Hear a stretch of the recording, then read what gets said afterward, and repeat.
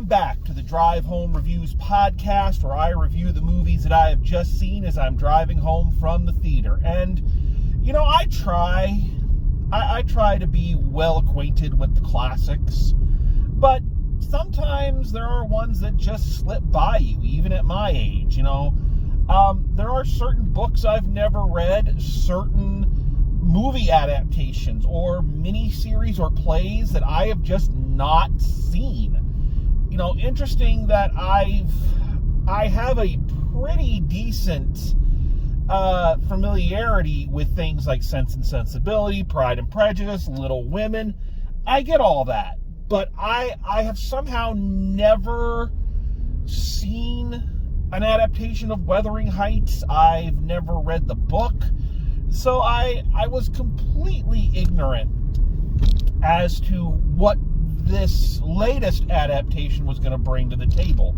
In preparation, I did a quick little bit of research, meaning I read Wikipedia, and I talked to my mother, who is an avid reader and has read the book, to get kind of a background on what the story is. Just from the little bit I gained from that, I was thinking, why would anybody want to read this? It sounds horrid. It sounds like a bunch of horrid people doing horrid things and treating each other horrid. You know, and yet this is somehow a literary classic. Now, again, haven't read it, can't judge, but just from the synopses and the reactions, again, of someone who is a very avid reader and has read some of these, yeah, just, it baffled me. But I am nothing if not willing to open myself up to new experiences. And I decided, let's check this out. Let's see how they adapt it for a modern audience. And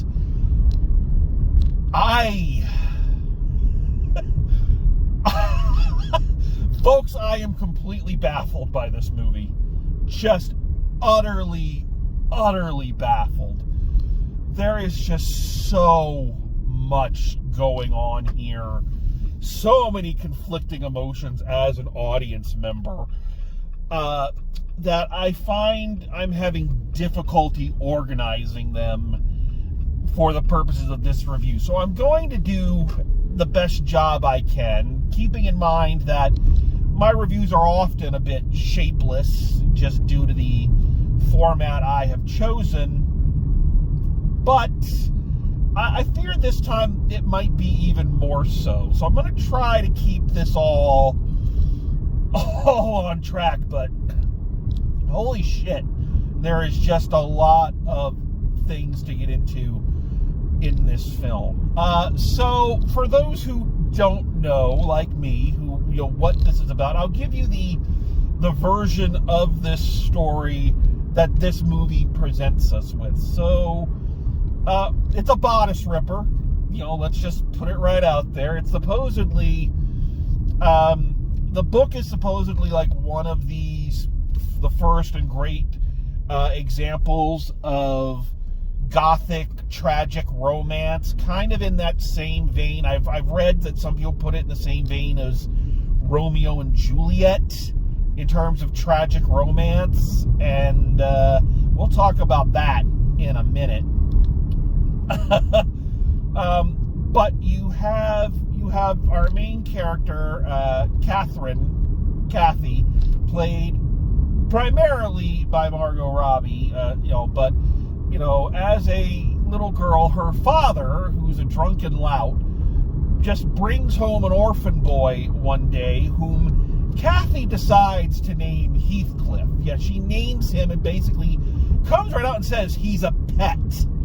I'm keeping him as a pet, which I guess makes sense with the name Heathcliff. I know that's supposed to be some great romantic name, but I'm sorry, every time I hear it, all I can hear is Heathcliff, Heathcliff, no one should terrify their neighborhood, but Heathcliff just won't be undone, playing pranks on everyone. So yeah, I keep thinking that they're calling a bad Garfield knockoff. Anyway, so Heathcliff and Kathy grow up together, much to the chagrin of Kathy's live-in companion, one of those ladies companions who's basically hired to be someone's friend, who in this version, from what I understand, is taking the place of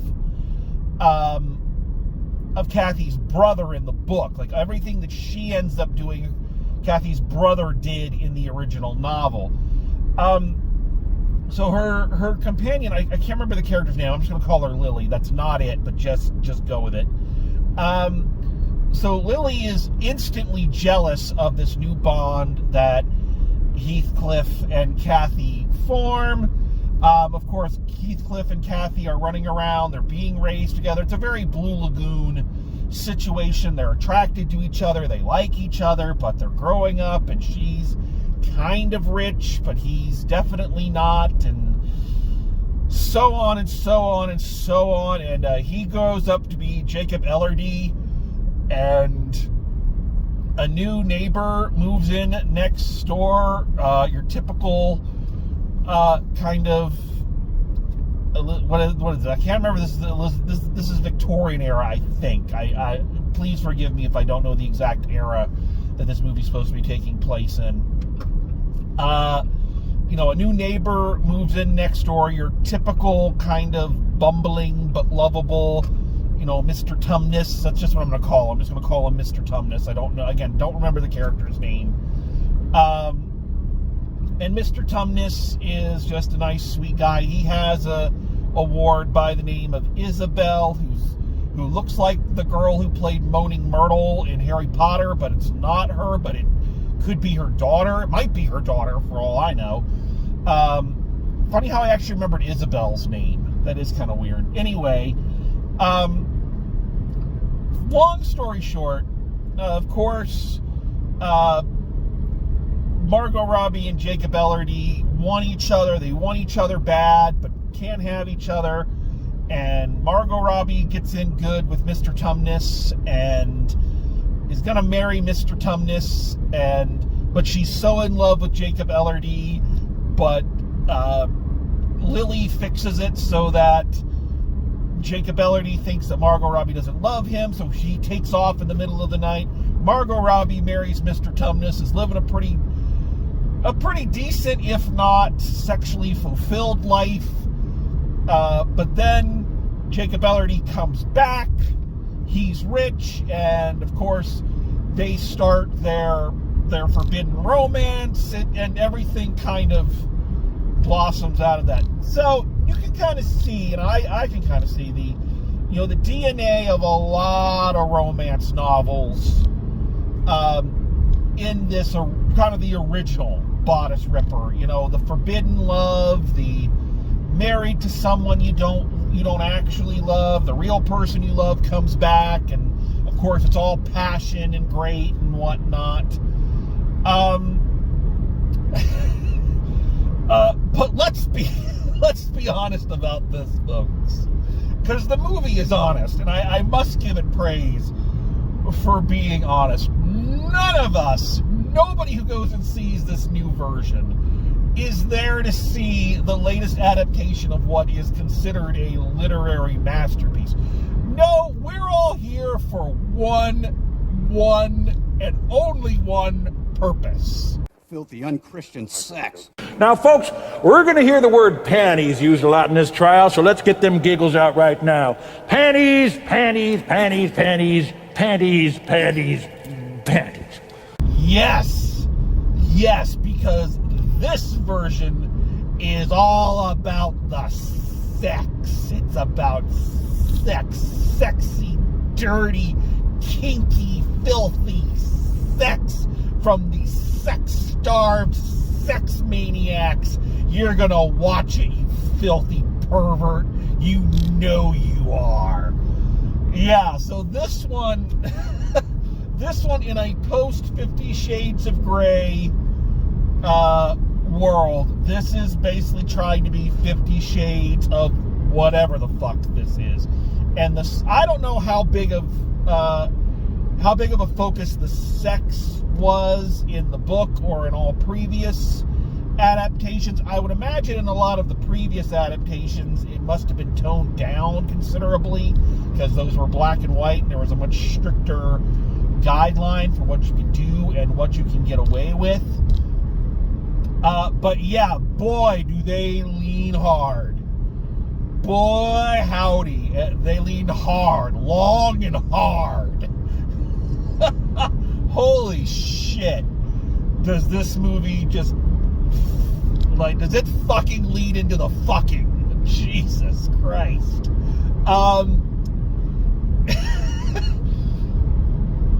Which is, okay.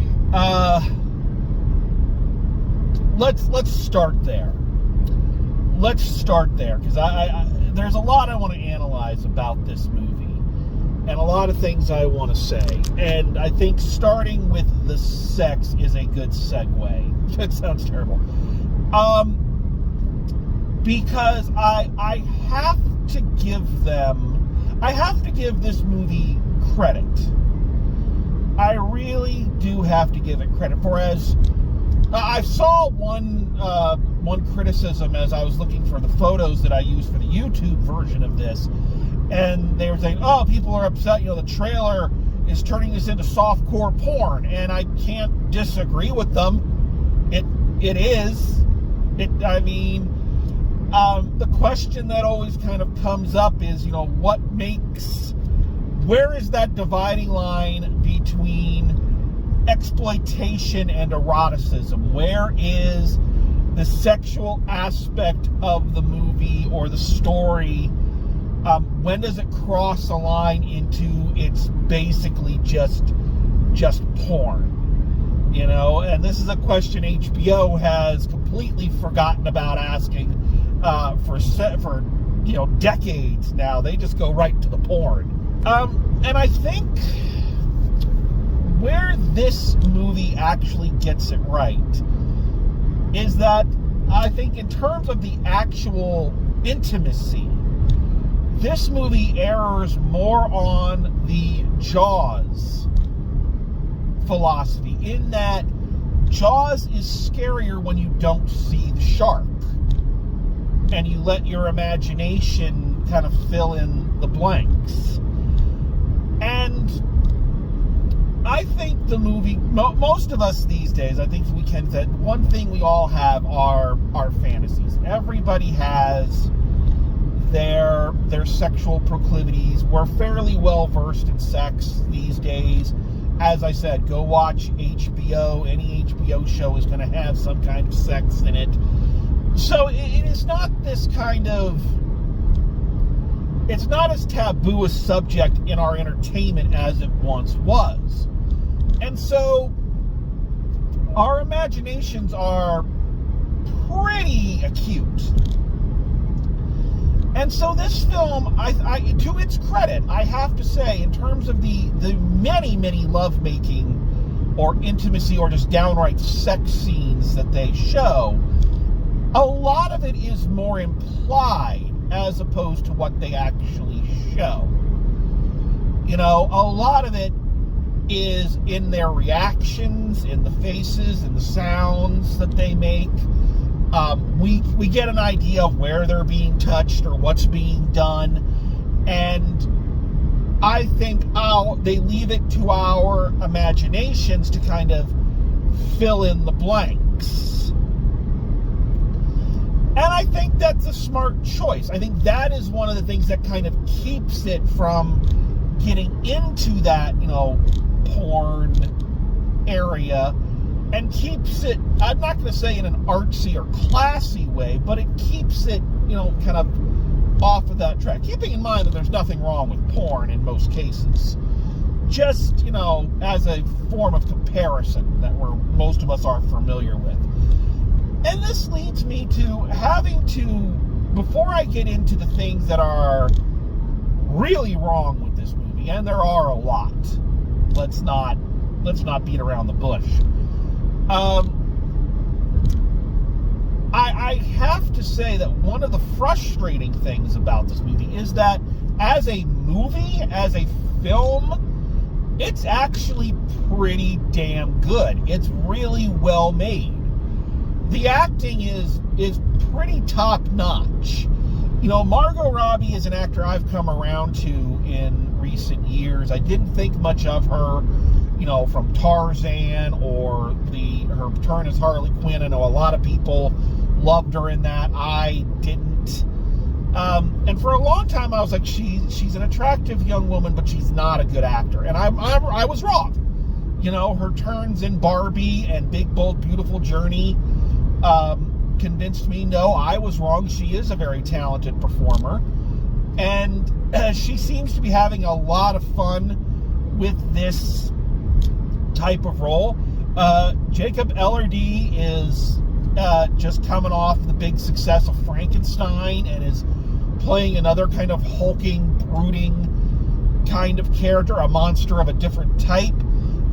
He's very good, has some great screen presence, and they have real chemistry. They really do. They work very well together. And the movie is brilliantly directed, as I said. But just one of the first things you have to figure out when you're doing a film like this is, how are you going to handle those scenes? What are you going to do with them? And I think the director, Emerald Fennell, does a really good job with that. I do. I think she also frames up some gorgeous shots, really taking advantage of the natural beauty of the English countryside, the sunsets, the cliffs, the geography, really some great cinematography. I also think just smart. There's a moment in this that I really did like. That I have a feeling was added by the director. I could be wrong, but I just have this feeling. And it's this moment where Margot Robbie and Jacob Elordi are having an argument, having one of their many arguments. This is at the point in their relationship where they both want each other, but they're dancing around it. And the thing about Jacob Elordi is he is so much taller than everyone he's on screen with. And you can even see it when he sits down, just how high up his knees are to everyone else. And there's this one shot where they take advantage of this, where they're arguing, and he takes his hand, he kind of slips it in her bodice, there where it's tied in front, and lifts her up to face him. And that was a really effective moment. It was rather steamy, I'm not ashamed to say. You're like, oh, goodness gracious. The director also does some really smart things, again, selling the sensuality with other elements of the filmmaking process. Like, you're very conscious of sound in this film. Like, this film and this director are working very hard to make sure they push as many kink buttons as they possibly can. Still working out a few kinks. Oh, that's all right. I love a kink. They are trying to make sure that everybody, regardless of what your particular proclivities are, something's going to hit you in this. There's a lot of emphasis when Jacob Elordi slams his hands down on the table, like that. That's a very resonant boom. There is a scene where one of the servants is kneading dough, and it's mic'd, and you can hear the squishing and the pawing of it. There is a scene in the horse stables where all the bridles and all the leather and metal are all hanging from the ceilings, and you can hear them kind of straining and creaking. There's a scene where Margot Robbie is sitting on one of those old-timey swings, and she spins around, and as the ropes of the swings constrict against each other, you really hear the rope straining and squeezing against each other. So they're trying to make sure that wherever you fall, on the horniness scale, that your particular pleasures are being observed. And I have to say that for the majority of the film, it's fairly successful. So I can say without a lot of shame that there were certain scenes in this. Yeah, I was like, oh, okay, a little hot in here. Here we go.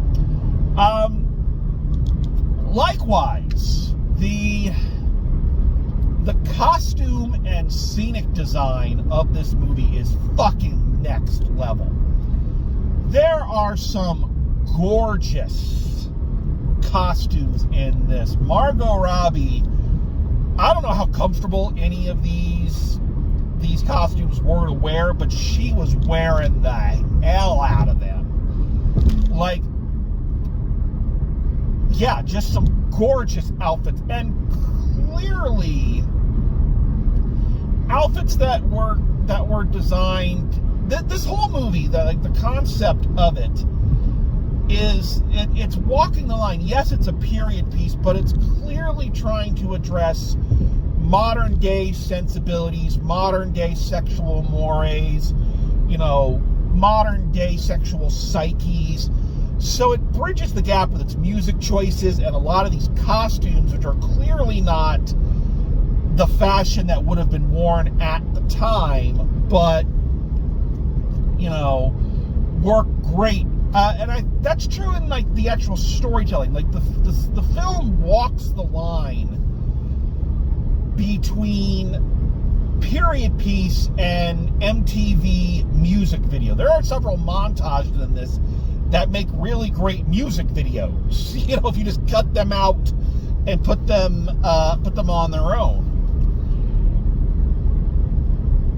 There are also a lot of very clear and concise choices about the colors. This is a very color-oriented movie. Red is a huge color. Margot Robbie's clothing, hallways in her house, the red sky. So, there are a lot of good choices, captivating filmmaking going on in this. But here's the thing. It's a double-edged coin. It's a double-edged sword, I should say, and a two-sided coin. Because at some points, all of these good choices, there are points with every single one that I've just made from a filmmaking standpoint, they cross the line. And they go too far in one direction. And it makes the film feel, I'm not going to say amateurish, but it makes it too obvious. And I mentioned this in the After the Hunt review. When a director goes too far and isn't consistent, it feels like the director is trying to call attention to themselves and say, look at how brilliant I am. Look at how fantastic I am.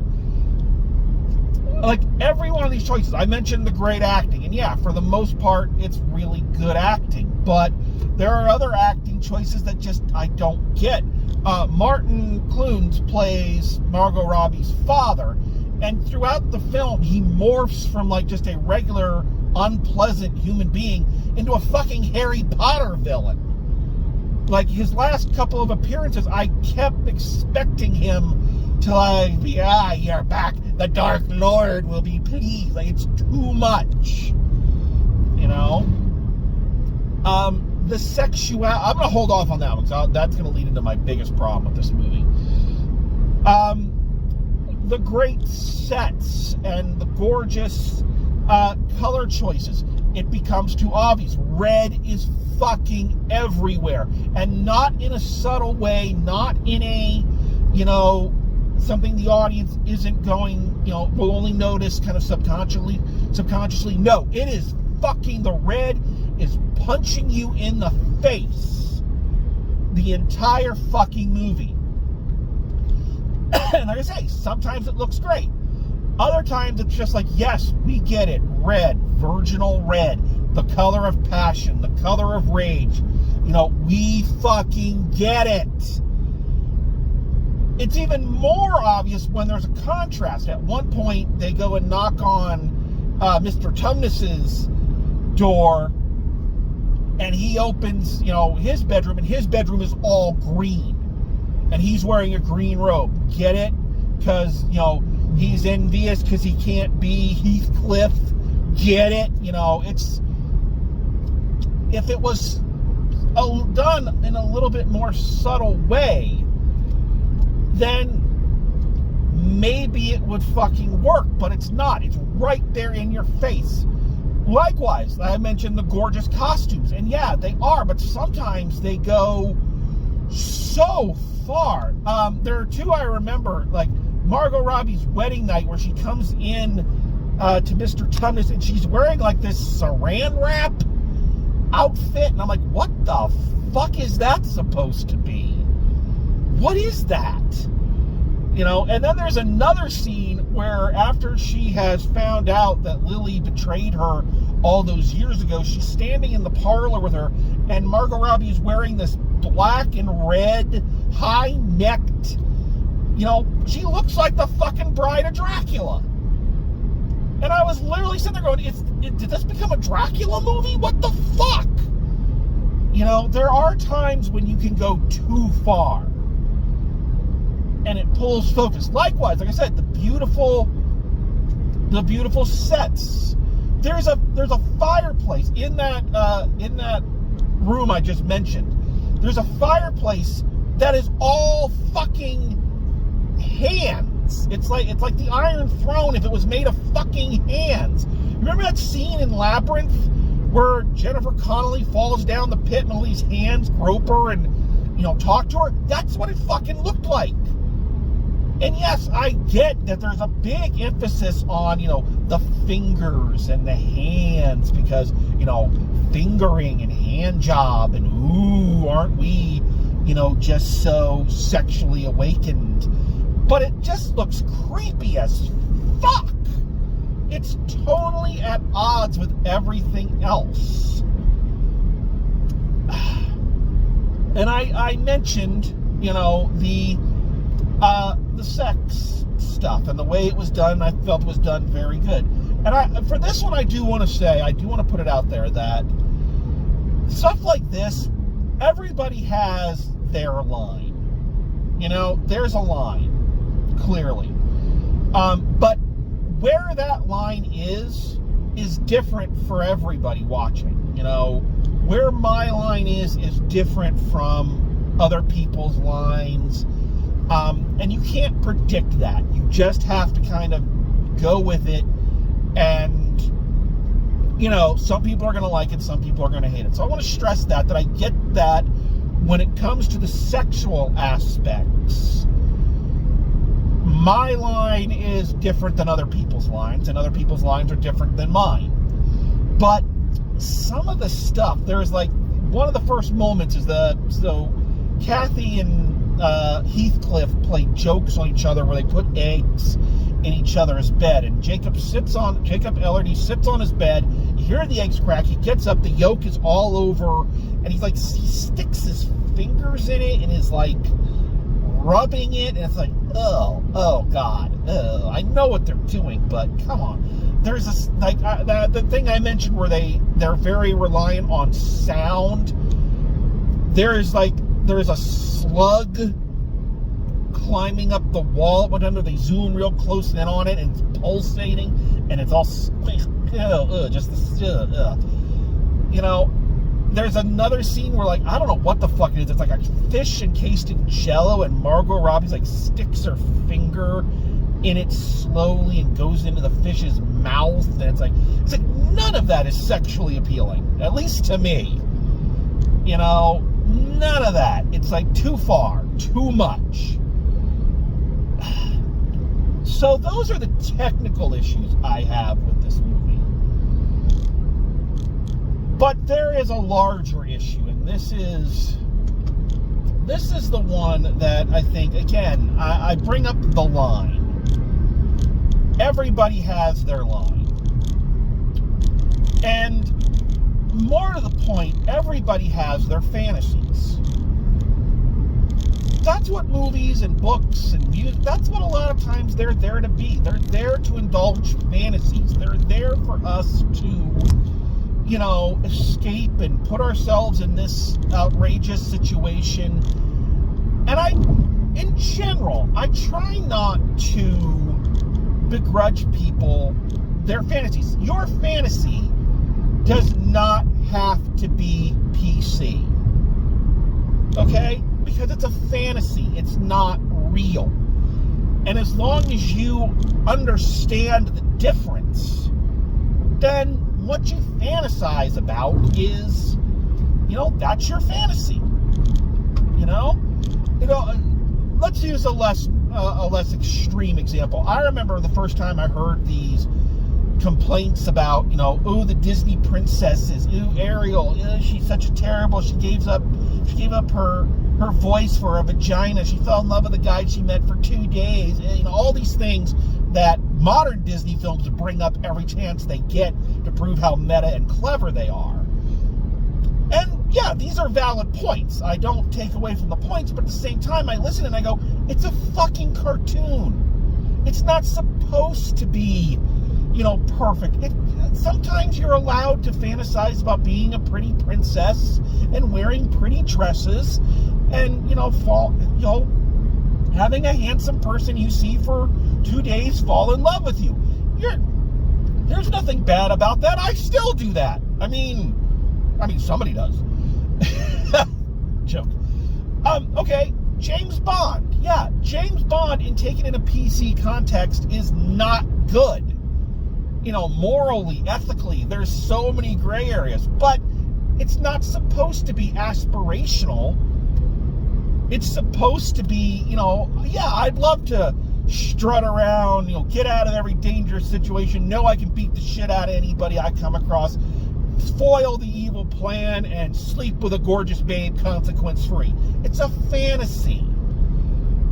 Just like as big of issues as I have with things like 50 Shades of Grey and Twilight, and I think there are huge fucking problems with both of those. Like, I don't begrudge people who read them or watch them and have that fantasy. That's fine. It's a fantasy. Bella, it's okay in certain cases if Bella is an empty cipher that the reader can project themselves onto. It's a fantasy. It's okay to have a fantasy about two gorgeous guys fighting over you. It's fine. But that being true, and having copped to that, just like with 50 Shades of Grey and just like with Twilight, there are some fucking issues here that take away from the sexuality, take away from the hotness, take away from anything else that the director or adapter or screenwriter or whatever might have been planning to do, and completely destroys it. You want to have a fantasy about being, the farmhouse and the bodice ripper and the burly caveman-like servant. Okay, great, fine. You do you. It's all good. But this movie and these characters cross a very, very strict line for me from a sexual fantasy to being just walking, talking red flags. Everything in this is a red flag. Let's be clear about this, and from what I understand, this is true in the book, from what I've read and what I've heard people say. But Kathy and Heathcliff are the worst kind of human beings.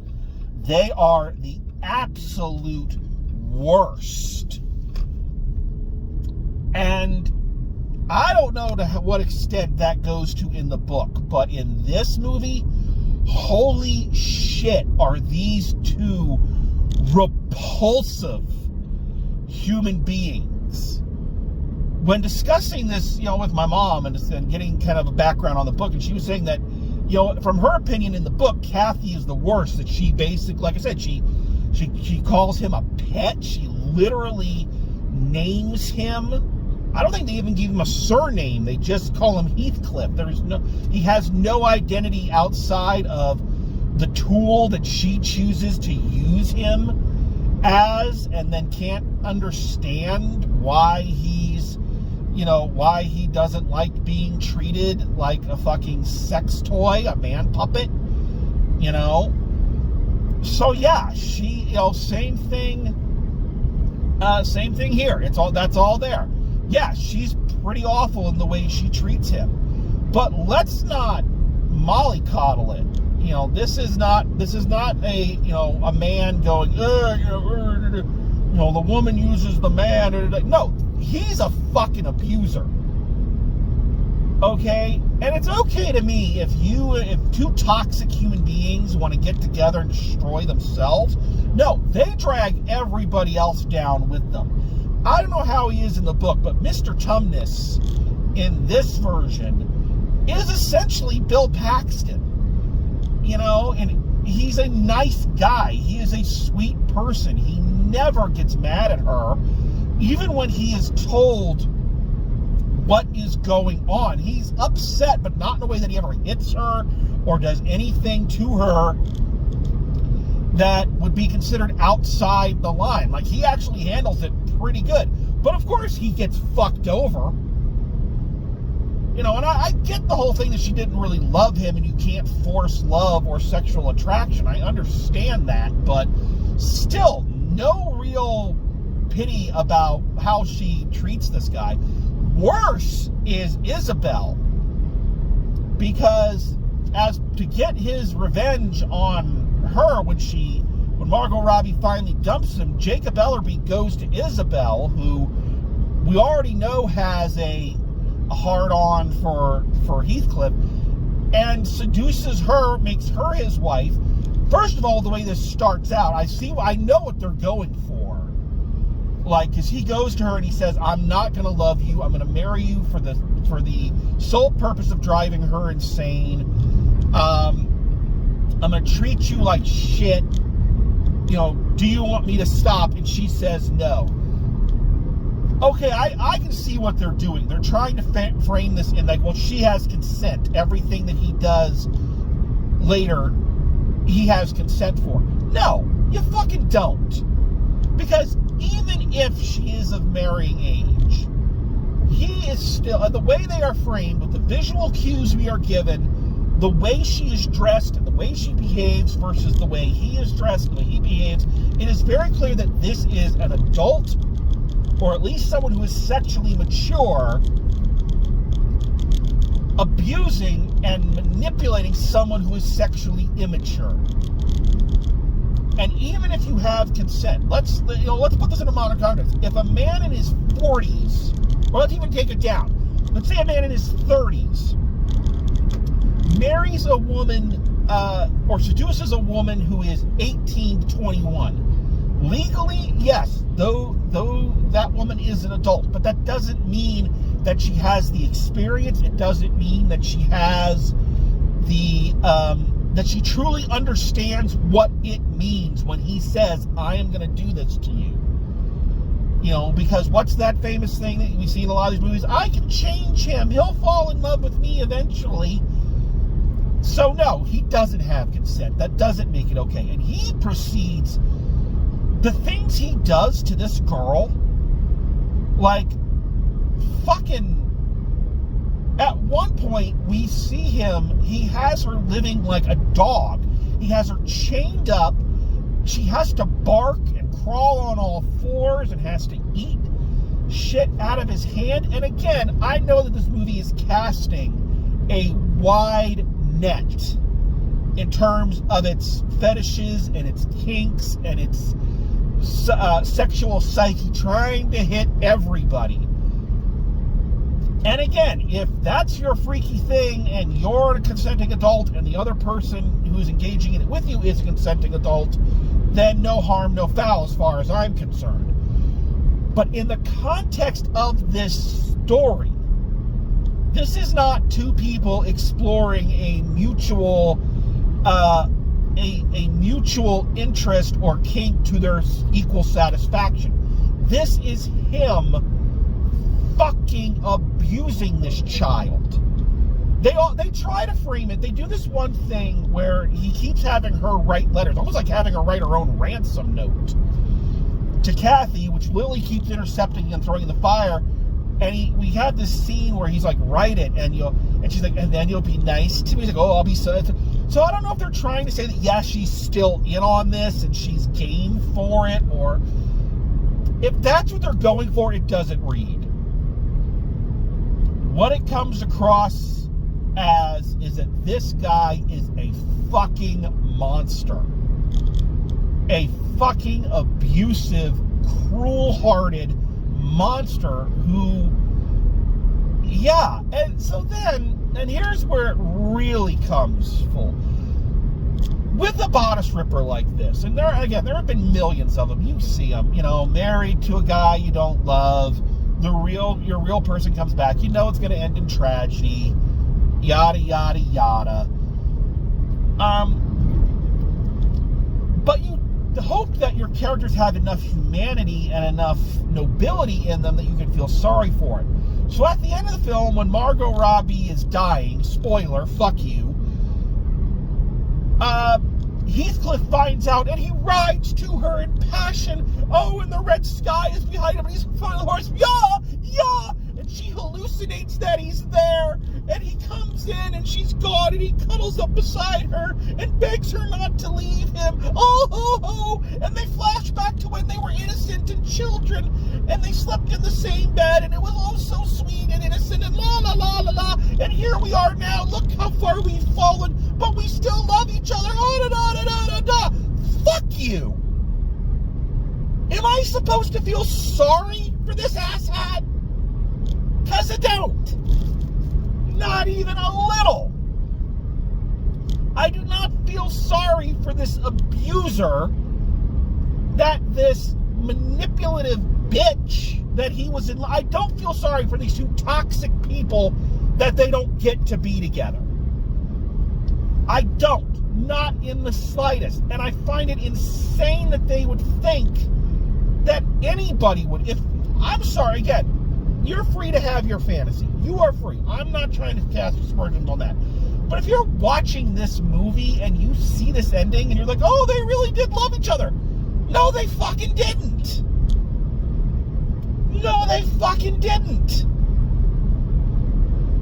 It's one of those movies. There's an outstanding play. I saw it my first year in college. It's called Goodnight Desdemona, Good Morning Juliet, where a literary analyst gets sucked into the plays of Shakespeare, specifically Othello and Romeo and Juliet, and stops the tragedies from happening. And then we find out that what would have happened afterwards, had the tragedy not occurred, would have been even worse.